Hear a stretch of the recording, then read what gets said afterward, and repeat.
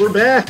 Week 2. We made it through week 1. John is finishing up his bets for the second half of the Chargers-Chiefs game. I'm here in my Joe Montana Chiefs jersey. We're excited to be here. How's everybody doing out there in RTF land? The RTFers. To steal something from Mark Maron, the RTFers, the RTF fuckwads, I have no idea. But happy to be here, John. How are you doing? Pretty good. I'm gonna go ahead and bet $5 that Mike Williams is going to score the first touchdown out of the second half. And I see it is. Yeah, we'll see though. It's about to go into halftime here. Watching this game. We'll get into this game a little bit because we're going to run through today each matchup this weekend, and obviously since the Thursday night game has started, some of that's going to be impacted by that game. I think we got to start though back in week 1. Big news in Roseland. The Rose brothers are both 1-0, 2 wins for the Roses this week. Unfortunately for the extended Rose family, the in-laws of the Rose family, they're starting 1-0. Ken did not bring home a victory. Sorry, 0-1. Yes, yeah. Ken did not bring home a victory for the Rose family this week. But more importantly, Big Bears win. That was exciting. Didn't see that coming at all. One of the most obviously memorable games in Bears history in the rain is the 2006 Super Bowl, in which it was raining pretty heavily, and the Bears were not able to hold on to the ball and come away with the victory. It looked real good this week watching Justin Fields Superman slide his way through the end zone, pop right up in celebration. That was awesome. So that was pretty sweet. All right, but in the reason we're all here, the RTF League, the Rose Tackle Football League. It was an interesting week. I think my big takeaway, the two teams that fought for the championship last year and that I think, we all recognize as being at the top of the league. That is the now again San Diego Web Surfers and the Mecca Peters now. Mecca Peter. Sorry, I'm going to keep doing the S. The Alpha Peters, which hostile takeover there. Yeah, indeed. But the Mecca Peter, the San Diego Web Surfers, still at the top of the league. It appears that way. Highest 2-point scorers, 150-something for Peter, 120-something for Josh.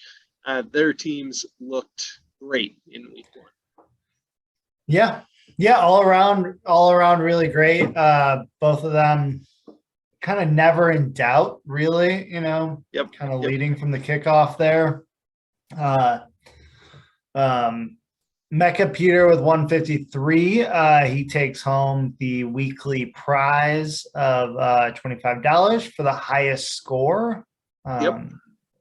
So really exciting that Peter's getting more money out of us. This is I'm very excited. Most of my Venmo is just exchanges with Peter, and it's mostly me sending him money for various leagues and payouts. So that's cool. I'm very, very happy for him. Well, he's got 2 kids. Nice to know we can support him. We're putting his kids through college. I bet. The other big takeaway from week 1, I think, is the injury situation. A lot of injuries to run through in week 1. And really, impacted quite a few teams across the league. So Mitchell goes down in San Francisco. Mhm. That's going to be an extended time that he's out for. Is it the season? I don't recall. It's at least 8 weeks. It's an Okay. MCL sprain, Okay. but who knows? I mean, So yeah, that's got to be tough. he For goes out. He goes out. The big winner, obviously, in that backfield then becomes Jeff Wilson, who Fitz grabbed off the waiver wire this week for $29. Great pickup. And I think, you never know with San Francisco's backfield, but it does seem like they really like Jeff Wilson. Yeah, it's interesting that Kelly had Mitchell, right, or has Mitchell Yep. still. She did not place a bid on Wilson though. So Kelly unfortunately lost out on, I think, what were the two big running backs in the waiver wire this weekend, or after this weekend. Jeff Wilson being one. She lost out on him. She didn't bet on him. She didn't bid. Maybe felt like the price was going to be too high. The one she did bid on was Rex Burkhead, who I picked up for $16. Kelly bid $11. And then Kelly also lost out today or yesterday to Peter for Devin Duvernay, which I mean, I'm interested to see what Kelly does here. She's not in like the worst situation with her running backs. She still has Dalvin Cook, who I think you rely on to get a lot of points, obviously, and then Michael Carter, who you hope can be an RB2. And it does seem like they're going to use Michael Carter throughout the season. But James Cook is a really, Alexander Mattison, maybe you hope he gets traded at some point. Yeah. But it doesn't seem like that's happening anytime soon. And then James Cook is her only other back. So Kelly in desperate need of a running back, I think, just to shore up that backfield. Mm-hmm. Yeah, I agree. Yeah, the not bidding on Jeff Wilson was interesting. I was very shocked. Let's just call it the losers real quick. Fitz obviously winning that at $29. The Decatur Staleys putting in a bid of $22, $7 short. The Mecca Peter also putting in a bid of $22. And then San Diego Web Surfers, $7 there. Very low. I'm sure he was just putting it in there for say he did bid, but yeah, well short of that. But common thread there. We've got the two best teams out there going after the available players. And so Mecca Peter is all over this waiver wire this week, looking to get better, considering very few dollars in the draft to improve his team, which is already really good. But it looks like he came out pretty hot. The only one that he won was the Duvernay or Durrani, however you say it, bid. So a few other injuries this week, notably Godwin goes down. We'll see how long he's out for. I don't think it's quite clear at this point. And then Dak goes down, which could really kind of have some ripple effects through the league. But the interesting thing, including on your team, CeeDee Lamb. Yeah, the CeeDee Lamb, that was a very poor showing. I mean, we can get into the last week's matchups, and I think that's kind of the highlight. And on my team is how bad. I mean, there's one other great highlight too that we'll cover, but CeeDee Lamb was very disappointing. Wow. Yeah. I'm glad I have him for cheap, but I'm sure in other leagues that we're all in, CeeDee Lamb was going at the high end of round 2, and boy, did he look like a huge disappointment. And with Dak, I don't know. I mean, who knows at this point? But I got to start him next week, this week, so we'll see One other interesting thing, stepping back a minute, with the Godwin injury, Evans and Julio both played the whole game. Both did not practice today. So that whole wide receiver core could be banged up. I mean, obviously, Evans probably will play, he always does. And then Julio, who knows? I mean, maybe the hamstring is already starting. So out on that for some people. So speaking of hamstrings, Keenan Allen goes down last week. For me, not playing tonight. He is out of this game. So we'll see what happens there. I'm optimistic. Allen has a bit of an injury history, but the last few seasons has been pretty rock steady in terms of his output. His last like 5 seasons, he's been rock solid. So yeah. I mean, short week, everything like that. I mean, exactly. You'd rather him rest now and come back strong in week 3 than try to play on it. So exactly. I get that. All right. So a couple other quick things before we get to this week's games. Survivor update. Ken, you're off the island. See you later. See you, bud. You might as well stay in Cancun because your season's over. Indeed. And then I think we already said Peter wins the weekly high. John, what is the contest this week? What are we doing? Nothing this week. Week 3 is our next weekly prize. I guess we call it bi-weekly.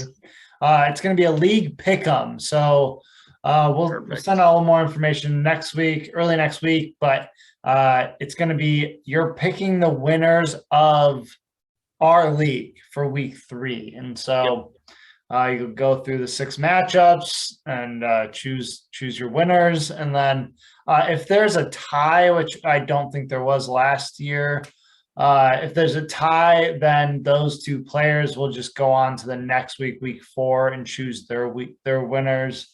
And no one else will play. But yeah, so we'll have that next week, and then just so that everyone kind of has that idea of weekly prizes. Week 3 is the league pick'em. Week 6, we're gonna do another just weekly highest points. Week 9 is Bourbon Street. That is the team that has the most TDs. And then week 12 is another weekly high.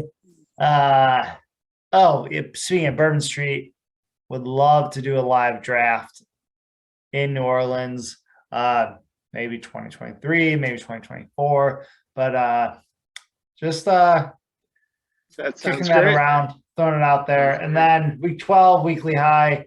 And then week 14 is the rivalry week. Title finish them. Whoever kicks the ass of their rival by the most amount of points will be awarded $25. I might as well just send that to Peter right now. Save a Venmo transfer. Peter Kramer playing Ken. That late in the season, it's boy, we fucked up with that rival. So anyway, we'll talk more about that later. Yeah, maybe we'll shake up rivals next year. So let's hit quickly last week's games. We had some fun matchups. Close matchups. Close. Some very close matchups last week. So let's start should we start at the top of the list? Well, you're at the top of the list for you, so sure. So it's different for everyone. You know that, right? That's true. I didn't think about that. All right. So last week, trying to pull this up here. Sorry, give me a second. I took down Bill. It was a close matchup. Definitely had me shaking my boots on Monday night. Wasn't sure what was going to come of it. Bill obviously had a tight end snafu, but thankfully for me, Noah Fant did not do much on Monday night, and Jerry Jeudy did so close to doing enough, but didn't quite make it there. That was a fun game too. That Seattle Denver game. Wow, that came down to some terrible play calling. Holy shit. That was pretty unbelievable. Big takeaways from this. I think, it's got to be exciting for Bill to see Jerry Jeudy, really put up a lot of points. He only had 4 catches, but he had that huge touchdown, put up a ton of yards. And I think, which was a little bit surprising, at least to me, because I thought that Sutton was going to be more of the take the top off the defense guy than Jeudy. And Jeudy, seemed to be able to get the ball downfield. So it was a good night for him. But on my side of the ball, I definitely encouraged by the A.J. Dillon situation. True. Dillon, it really does seem like Dillon has a strong foothold in that backfield, and it really is a true 1A, 1B situation. Let's move on. Let's go to the next game on my list. Real quick, what about for you? I mean, Michael Pittman, have you seen? He didn't practice today. I did see that. I will panic tomorrow if he does not show up at practice. That's good. What are you doing about your tight end situation there? Making some moves. That's what I'm doing. So don't worry about it. All right. Well, all right. I had a bit of a snafu on the waiver wire this past week. I appear to have not. I'm not going to get into it, but that's fair. And then just, a little foreshadowing, something to bring up. Bill did drop Noah Fant again this week, or not again. He dropped him this week, so we'll see if he'll be picking up Noah Fant again later this week when Kittle inevitably does not play due to the groin injury. All right, let's move on to the next one real quick. Alec got smacked by Kramer. The big thing for Alec here is just the Akers situation is terrifying. It's got to be really worrisome for Alec. It's a tough start to the week. Yeah, it really does seem like Henderson, that's his backfield. The rest of it, I think you live with. Like Derrick Henry has a down week. You hope he bounces back. You're encouraged by Christian Kirk, but Austin Cooper may not be a guy you want to be starting. But it's the Akers thing that has got to really, worry you. Yeah, for sure. Definitely worrisome considering there's no one else on his bench that has a running back designation. You're looking to fill that flex spot with wide receiver, which, in the short term, you got Tyler Boyd, who might be able to step in a T. Higgins spot. But then, you do have Drake London there that looked pretty good and had a pretty high target share within the Falcons offense. John, I got big news for you. Did you put in the Michael Williams bet? Yeah. He just scored. Oh, congratulations. First touchdown of the half, Mike Williams. Big news for you. Big news for Ken. Ken could really, really use that. Good for Ken. Good for Ken. Good for Ken, not good for me. Well, $5 bet nets me $45. Let's go. There you go. Very nice. Very nice. All right, let's move on from this matchup. We already covered Peter's team a little bit. The Web Surfers versus the Barracudas. Steve, I don't know. What are your takeaways from Steve? Josh's team I think is going to be, obviously, I think is going to be fine. Really good. Pitts Yeah. has a down week. You might be worried a little bit about Najee Harris. Hopefully, Swift plays this week. I guess we'll see. But the big takeaway for me in this matchup is Steve's team. And the only worrisome thing for me is that Trey Lance looked fucking terrible. So I mean, can you judge him though? Like it's hard to double-digit wins, the rain, like there were drops. It's hard to. But I think all in all, like not bad. DJ Moore thing to me is much more worrisome. Okay. Baker did not look good. No. Maybe it was jitters. I don't know, but like for Robbie Anderson to triple DJ Moore's output in terms of fantasy is very concerning. Agreed. And let's say, we are concerned about Lance right now, like having to choose between Lance and Danny Dimes Jones is not the situation that you want to find yourself in. I mean, looking back to last year, you having to decide between a healthy Dak and Jalen Hurts.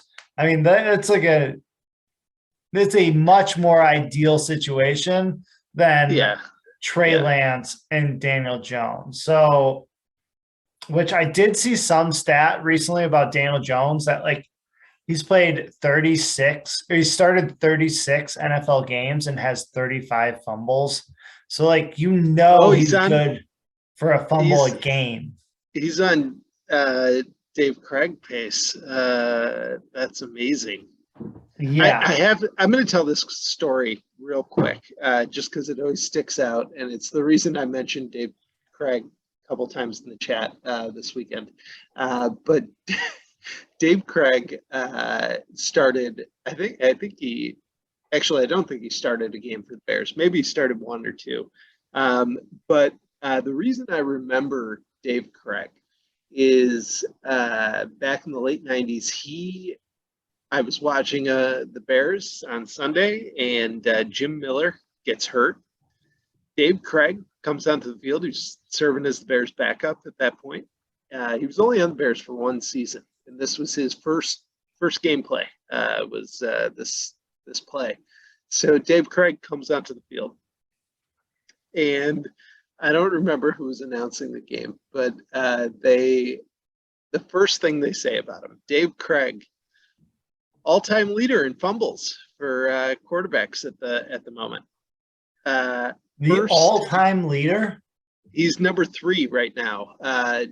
Brett Favre eventually passed him, and somebody else did as well. But Dave Craig, all-time leader for fumbles in the NFL. First snap, fumbles the snap, and Bears turned it over. It's burned in my memory. I couldn't believe it. Anyway, let's move on. All right. Fitz gets beat by you. You had a big week, obviously, from Saquon, and you got to be feeling good about Saquon. So good. Down weeks from just about everybody else, save Rashad Bateman. But dude, so bad. Joe Burrow trying to lose that game for you. But and we covered 4 interceptions and a fumble, I'm pretty sure, and he still ends up with 19 points. Unbelievable. Yeah. But we talked a little bit about the CeeDee Lamb situation. I'll let you, kind of give your other takeaways from this game. Yeah, it's certainly I'm definitely pretty concerned. Juju looked pretty good. I feel like he had the most targets on the team. Obviously he's not doing well right now in the game that we're watching, just not a lot of action. Hopefully that picks up, maybe get a touchdown later. Kamara, sounds like there's an injury there that they were not very forthcoming about and are in danger. CeeDee Lamb was double, triple covered almost the entire game. So hoping he bounces back. But yeah, it's a little concerning there when your fourth highest scorer is your kicker. That's not really great. And Fitz, like, I mean, I'm kind of shocked that he didn't win this game. But he does have, he's got a couple rookies on his team. The goose egg by Devonta Smith was a big issue. But looking at his bench, he didn't really have much else to go with. Outside of these guys. Hopefully, Dobbins is able to step up for him and take that place of either Pierce or Hall. Pierce was a little concerning too.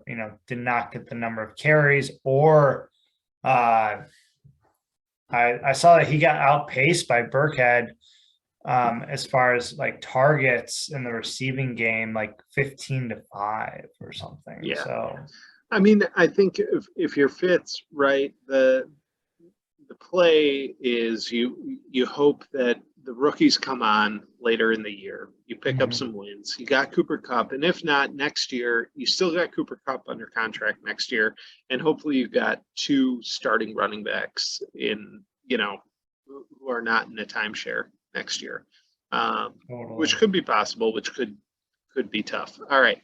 I thought Brandon McManus was going to make that 64-yarder, and it was a little close to comfort. I was like, there's no way McManus is going to get 18 points and beat me, but by halftime, I was sweating.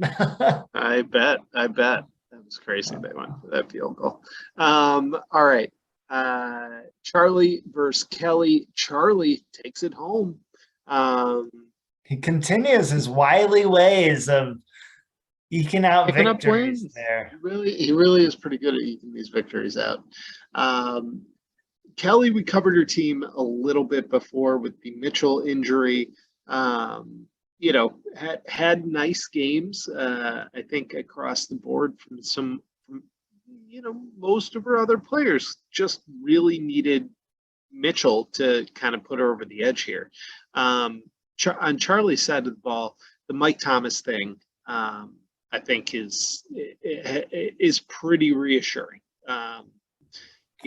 You got to hope, if you're Charlie, that Mike Thomas is going to be, from all accounts, it looks like he's back to form. So I guess we'll see. And I mean, the Renfro down game, like, it pretty clearly the Raiders' game plan of forcing a 50% target share to Devontae Adams is not a winning strategy. And so, like, I don't think he even had that in Green Bay. So hopefully Renfro kind of bounces back there and gives him a little bit of a boost. And then same thing with Elliott. Elliott didn't look outstanding, but he also didn't look terrible. He looked a lot better than Pollard, though. So I think that's the takeaway there is Tony Pollard did not look great. Yeah. And then you got some guys that can perform for him. On the other side with Kelly, Cortland Sutton only 9 points. Like, I think that'll come up. And then as far as like Hawkinson, he's the better tight end than Freiermuth, but he just, I don't think that, maybe Goff can't support that, a tight end. So maybe Freiermuth's the play. And then leaving Amon-Ra St. Brown on your bench at this point now isn't excusable. Like, he's pretty much the guy there, and you have to start him every time. And I think that'll certainly boost Kelly's performance there. So for sure. All right. Last game from last week, Portugal to Ken, in a very winnable matchup, manages to lose. To the Alpha Peters, Sullivan takes home the victory despite Prescott's injury. Despite everything. despite Eckler having a down game, despite Cole Kmet putting up a fucking goose egg, I think Cole Kmet was only targeted maybe once or twice. I don't recall him really seeing a lot of targets within that game. So I think if you're Sullivan, you're encouraged that you were able to eke out this victory, despite those bad games. And then I guess you're relieved that you took 3 quarterbacks. So you've given yourself some options here heading into week 2. Certainly true. Also, I mean, just like looking at this lineup decision, I mean, he has a bit of an embarrassment of riches at wide receiver, to the point that, he went out and grabs 2 wide receivers with his, excess of cash, to the point where he's not even starting. He wasn't even starting T. Higgins. Like, yep. Kept him and put him on the bench there, which, I also kept Darnell Mooney, so, and didn't play him. But obviously Darnell Mooney and even Rashard Bateman are not the level of Terry McLaurin and T. Higgins. And so it's wild to see that. But with his running back problem of having to start Damian Harris in your RB2 spot, or your Cole Kmet or Hunter Henry tight end issue, you have the opportunity there to go out and get a bona fide RB1 or RB2, either by trading Adams, Hill, Higgins. Yep.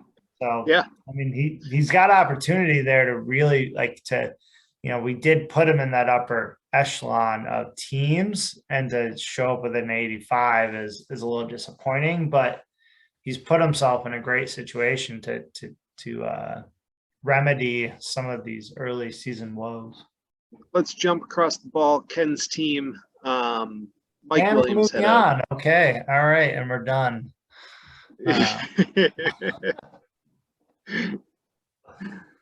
Mike Williams, tough game for Mike Williams. Didn't do much. Yeah.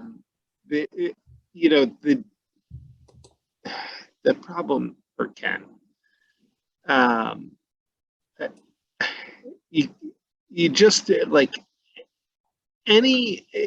there's 3 guys on his team that, well, I guess 3 guys last week that, had they performed at even a decent level, not a great level, but maybe 75% of what you would expect out of him, he would have won this matchup. Aaron Rodgers shits the bed. Mike Williams, horrible game. DK Metcalf, that fumble, costly, and 7 receptions for fucking 36 yards. He just couldn't do anything. It was crazy. I saw that stat line at the end. I was watching the game, and he had 7. He was catching the ball all the time. And then after the game, I looked at it and I was like, 36 yards. That's impossible. How did that happen? He was all over the place. So yeah, and even a down game by Mark Andrews, your boy, who carried you all last season. Not quite far enough, though. Yeah, I think, for Ken, though, a couple encouraging signs on the bench. Dotson involved. That's great to see out of a rookie, wide receiver. Obviously 2 touchdowns, not replicable every week, but the fact that they're going to him and on big plays, one of those touchdowns was an incredible catch. He looked great. And Herbert's going to be involved in the Bears offense. Yeah. He's definitely, he's got a, I don't know if I go so far as to say it's a timeshare yet, but he's certainly going to be involved. And if he can learn how to pass block, he might actually, take over Monty's job. But We'll see. Yep. All right. Let's jump to next week real quick. Go over these games. Why don't we just kind of run through them, John? Say who we like, who we like in these matchups, and why. We can start with mine. I'll tell you right now. I think I like Josh in this matchup, especially if Pittman is not playing. I'm quite concerned about that. Keenan Allen obviously out tonight. Justin Herbert already 2 passing touchdowns. We'll see where he ends up. We got about 7 minutes left in the third quarter as we're recording this, and so we'll see. I still, despite, let's say Swift, who didn't practice today, I believe, if he goes down, you're looking at David Montgomery to step in there, or Javonte Williams moving up and then him playing, Rondell Moore, or Chark. But either way, this team top to bottom is looking really good. And so I would say it's hard to bet against this. I do like your Taysom Hill pickup. That was pretty sneaky. It looks like he's going to be involved. Obviously, that big 50-yard run or whatever he had was probably not going to happen on every basis, but he got some goal line looks. It looked like so. And Gabriel Davis looks like a stud. So you got a piece of probably the hottest offense in the league right now, which is always a good sign. And so We shall see. I think it will be somewhat close, probably 125 to 115, maybe. Is that what you're going with? Yeah, if Pittman plays, yes. Otherwise, you're looking at Ayuk to step in there, which is or Olav, but that's way riskier than even Ayuk, and that's not,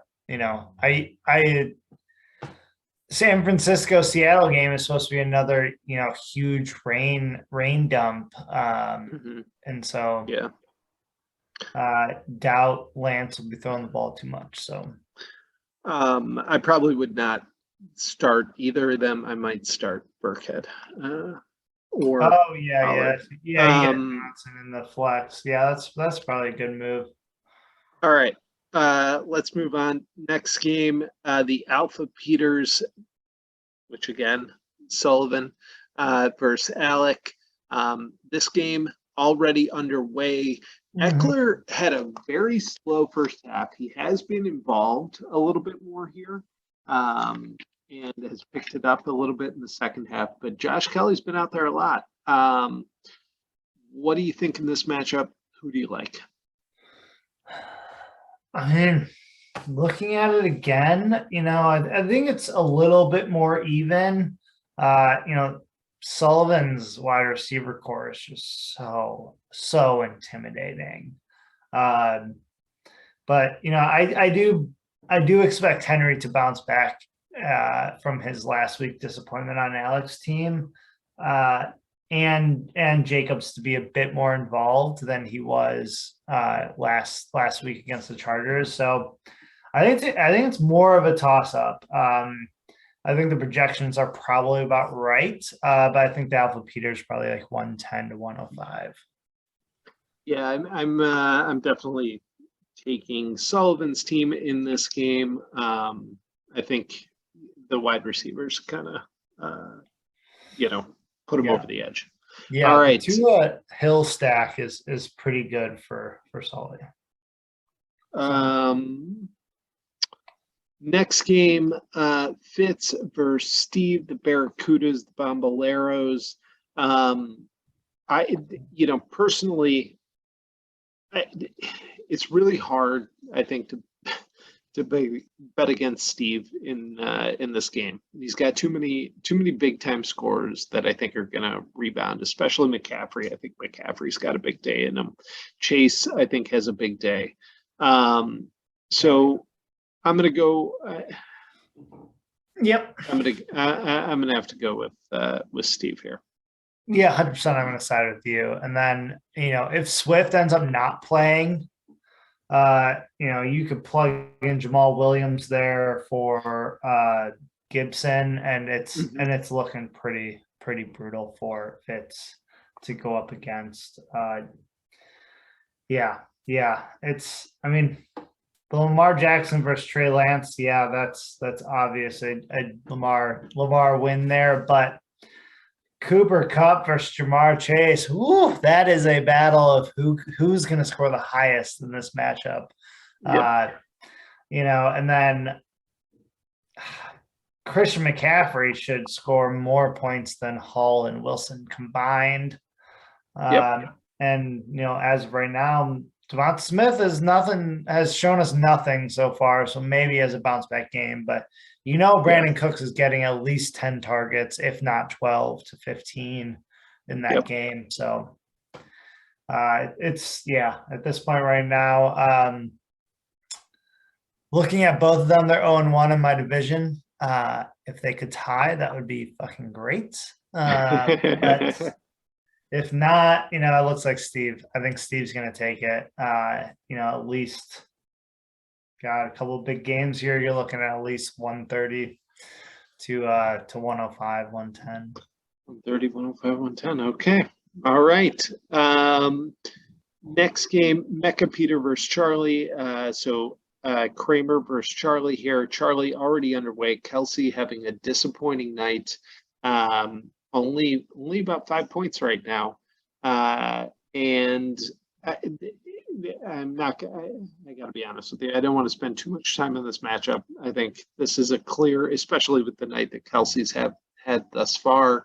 Even if he bounces back, which the Chiefs just kind of look out of sorts right now, based on what I'm seeing out of the corner of my eye. Even if he bounces back, I just don't see Charlie winning this game. I don't either. The one interesting thing that I would point out is Mecca Peter going with Derek Carr as of right now instead of Kirk Cousins. I guess I don't see it. I mean, I guess you have the luxury of having 2 wide receiver ones, 2 RB1s, and a decent, other situation there in Waddle. I guess the idea, right, is the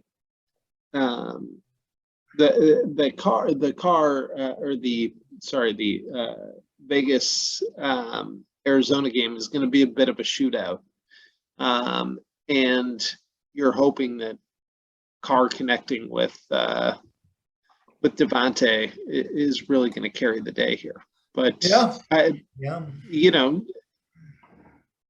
Philly Minnesota game probably not going to be a shootout in the same sense, but it could be a high scoring matchup.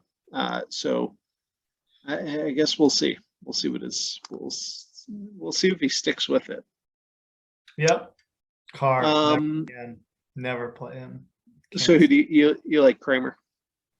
I like Kramer for sure. Yeah. Okay. We're looking at least another 135 too. With this down Kelsey game as of right now, we could see 95. All right. Next game on the list, you versus Bill. All right. So at the moment, Juju not doing much. Fucking me. That was a last minute tinker. I had him on the bench in favor of Bateman, and then Juju shit in the bed right now. 2 receptions, 6 yards. A lot of time left in this game. We're about 5 minutes left in the third quarter, so we'll see what happens. And it's a close game, so you got to imagine there's going to be some airing it out at the end. Wow. Herbert almost went down in the end zone. I'll just tell you, in terms of who I like for this game, I don't think Kittle plays. And I gotta say, I think Henderson has a little bit like those projections that we're seeing for Henderson. I just have a hard time seeing him hitting those numbers. Yep. I think he's a decent day. Maybe it's 10 points or so, but I just don't see it. And I think Kamara, if he plays, has a big bounce back day. CeeDee Lamb going to get a lot of targets this weekend. And Joe Burrow, there's no way he throws 4 more interceptions. So I do like the Rose City Destroyers in this matchup. Yeah. I mean, Barkley looked healthy. So, if everyone believes the hype, I think he's there. I mean, I think that we could be seeing a special season, assuming he stays healthy.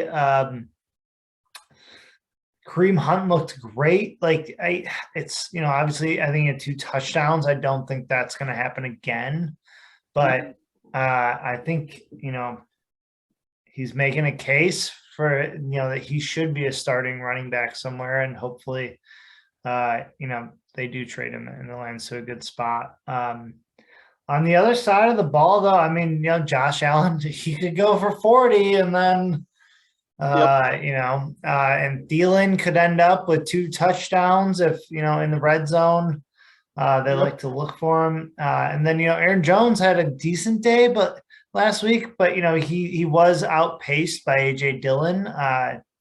Maybe they switch that around, and they go back to Jones. But again, they are playing Chicago, so who knows? Maybe it's a blowout by quarter 3, and Dillon gets the work. It's hard to say, but yeah, I think it's going to be close, but I have confidence in my guys. All right. 115, 105. 115, 105. Actually, all right. I mean, that might be a little small. That might be a little short change in bill there, considering he's got Josh Allen, who could go for 35, 40. It'll be close, though, 115, 110.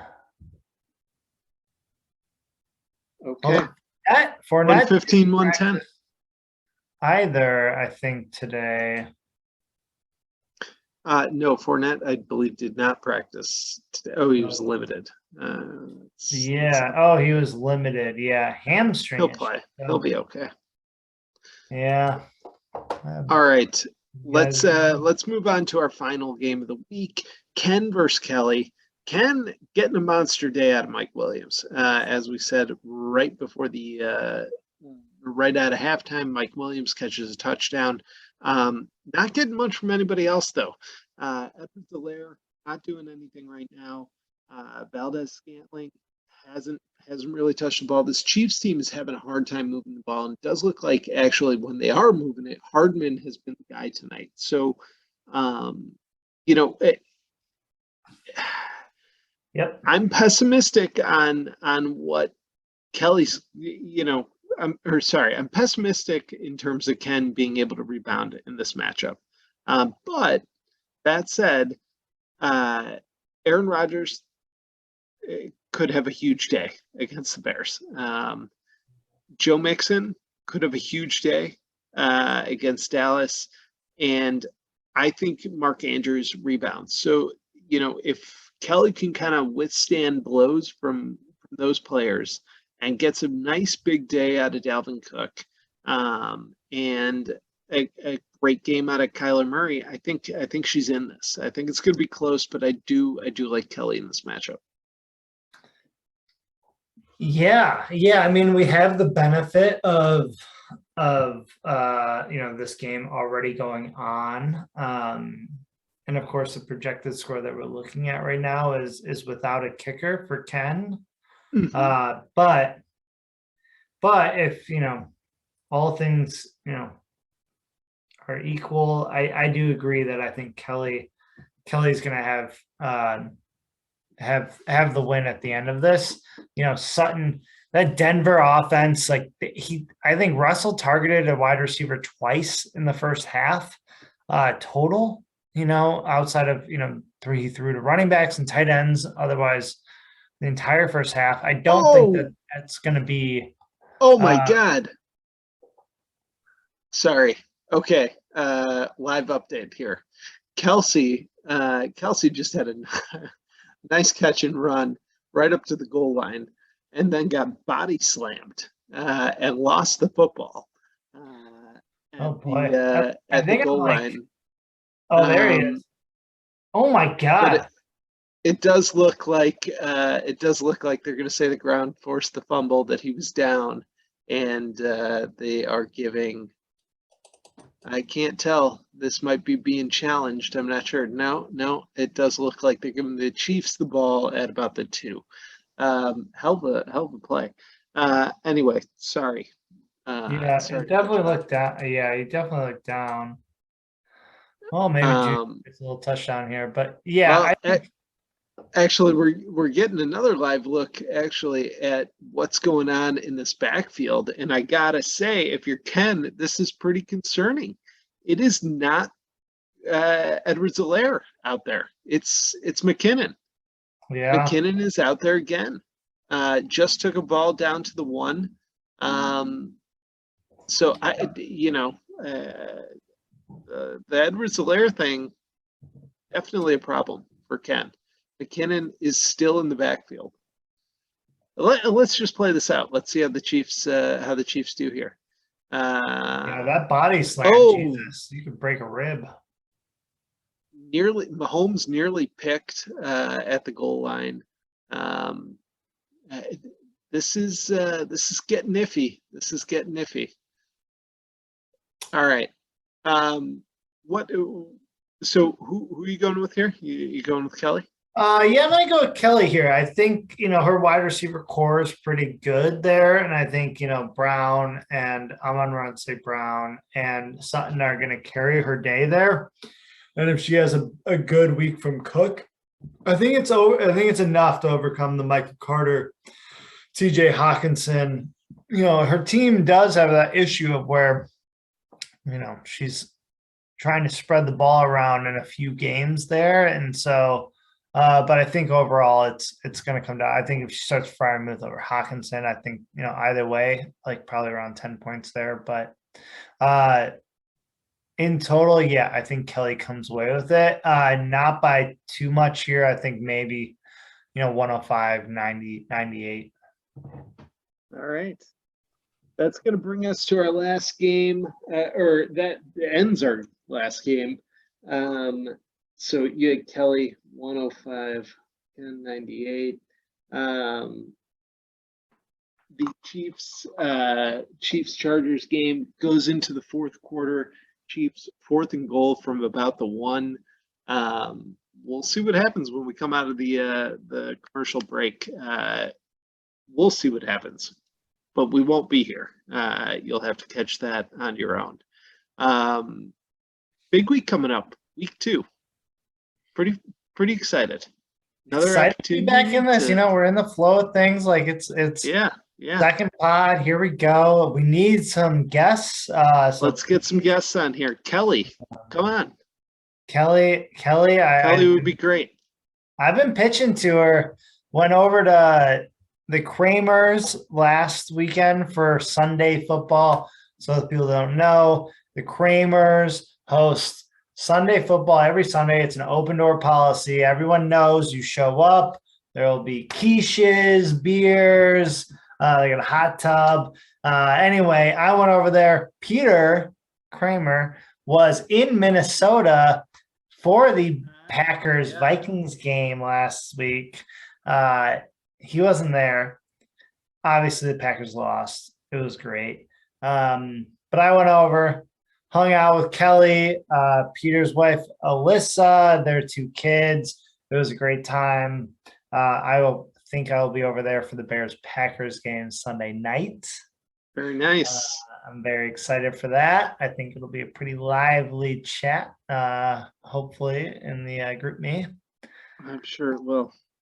All right. That shuts down, so. All right. Well, that'll do it. Week 2, RTFL season. This has been the RTF Show. FTP!